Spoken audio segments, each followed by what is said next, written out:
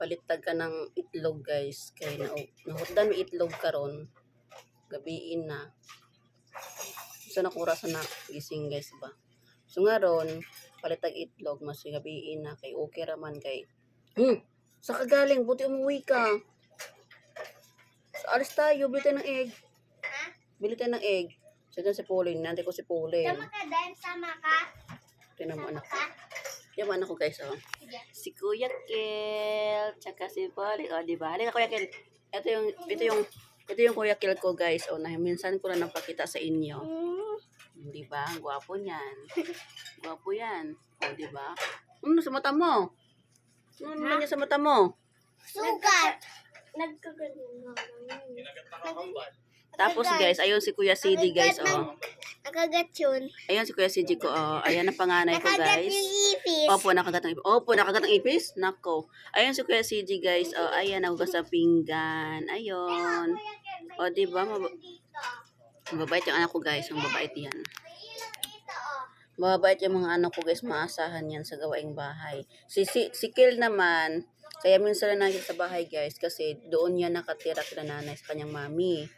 Lula ba? Ayaw ko kasi ipatawag na Lula yung kanilang Lola. Gusto ko mami. Para, hindi si nanay kasi hindi ko naman matanda. Bata pa yung tingnan. Kasi mami ay patawag ko. Yan. Kaya mga anak ko, mga bunso ko, mami talaga ang tawag nila kay sa Lola nila. So, ayan guys. Oh. Ayan. So, life ko guys, ako nasa bahay. Kapag pagod, tutulog, galing kanina, umalis ako kanina kasi may nisikaso nga guys. So, pagbalik ko, pagod, sa tulog ako, hapon ako nagising. Tapos, yung anak ko, pagkagising ko, sasamba siya. So, pagka-uwi niya ngayon, ako naman ang alis, bibili ako ng egg, kasama yung anak ko. So, lagi naman kasama yung mga yan. So, ayan. Outfit check muna tayo habang, bibili ng egg si Coach Liz. Outfit check. Diba? Ang sexy ng Coach Liz na yan. Diba? Sino ka dyan?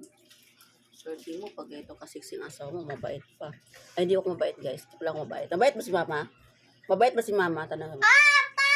Mabait ba si mama? Ha? Apa! Takot ka kay mama? Hindi. Hindi ka takot kay mama?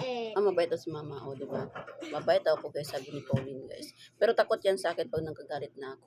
Diba? Magiging monster si mama. Apa. O, diba? Ganda monster. Ang gandang monster? Apa. May maganda palang monster pala guys. O, diba? Ano sabi mo? Magandang monster? Apa. Bis ka mamaya Apa. Bibisan ko pa yan mamaya guys. Yung anak ko kasi sobrang pawis yan.